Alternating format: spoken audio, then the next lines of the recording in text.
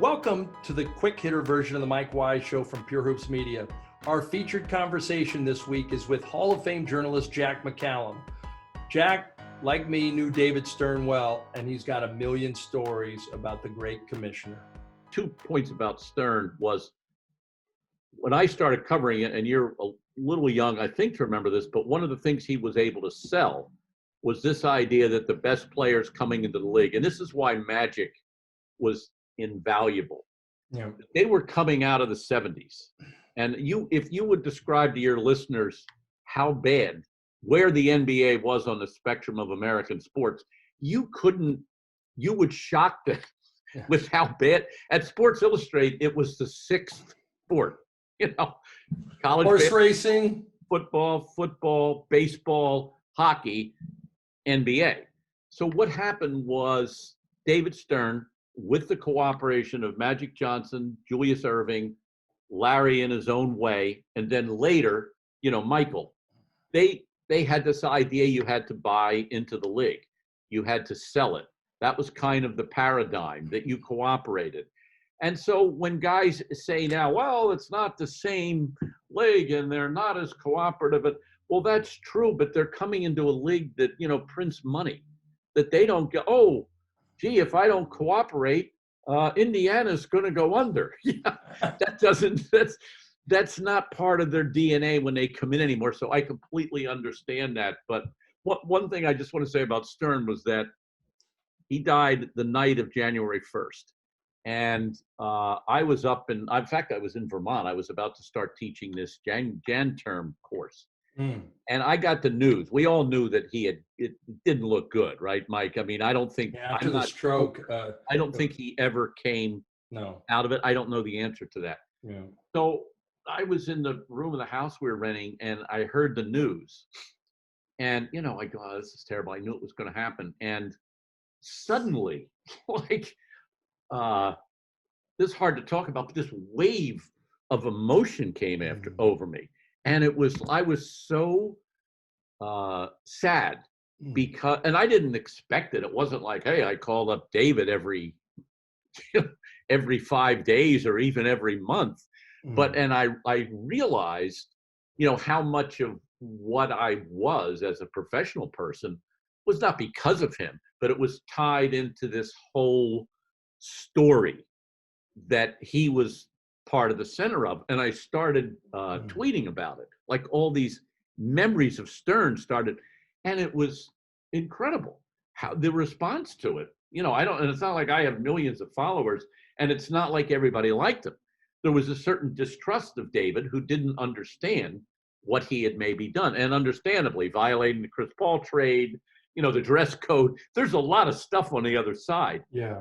But I still think of that, of how this shitty year got underway with the death of David Stern. And it was sort of like the ship, a hole got in the ship at that point. I mean, that's a ridiculous way to look at it. But the pandemic didn't have anything to do with David Stern, but this whole year, when I look back on it, it was that moment when David died. And then 3 weeks later, Kobe.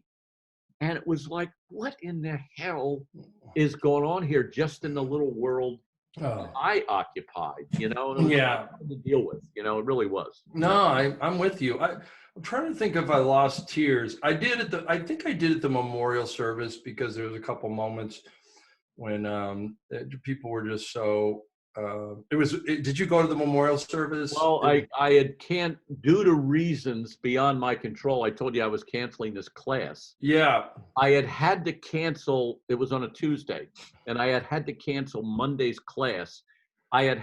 Somebody else had to cancel, another reason, Wednesday. I could not take off Tuesday.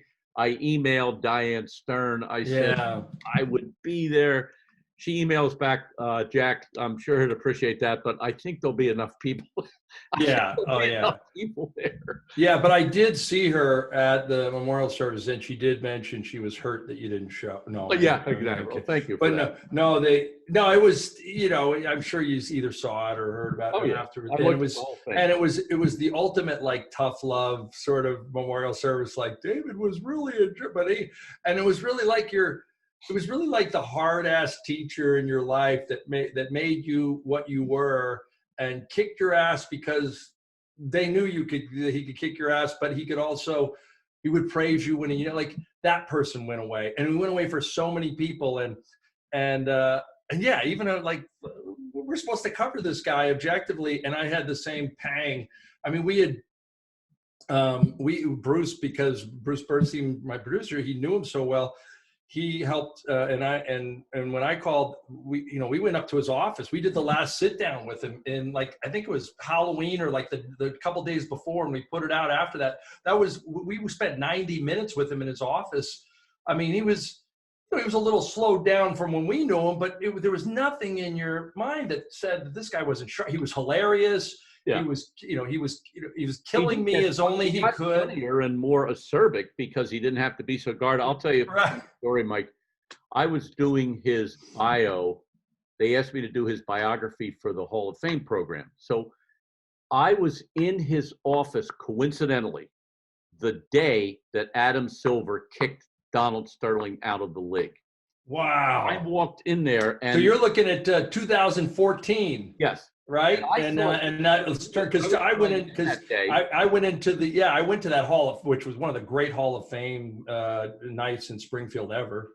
But yeah, that was I thought he was going to cancel, and I begged him 8 times to let me write this background story about him because he kept taking phone calls.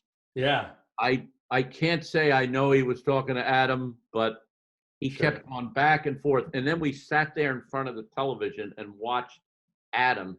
And David was like, he's like bouncing up in his seat. Yeah, they tell him out, go get him. Oh, that's great. What a great moment. And when it was done, I begged him again. He said, you can't do it. I said, all right, here's the story.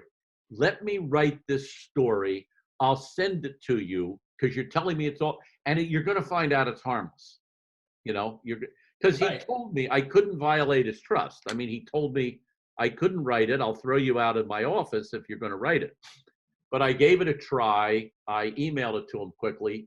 My phone rings like, by this time I'm in the Sports Illustrated office in New York. McCallum, if you run this story, I said, okay. I just told you I was going to give you a chance. I like that you tried. Yeah, you said I could not. To this day, it's probably, it's got to be one of my biggest, not that it would have been that amazing, but just the idea that I happened to be there when the torch was, certainly metaphorically passed. I'm wondering if you could write that now. Like, I think there'd almost be I'm talking about it now. So, right. Yeah. But I think it'd be a great piece, like almost like a year to the day he died or something. If you'd like to hear more from Jack McCallum, check out the full version of the Mike Wise Show from Pure Hoops Media. You can also see the video version of the Mike Wise Quick Hitter on the Pure Hoops Media YouTube channel. Yes, we've got our own now.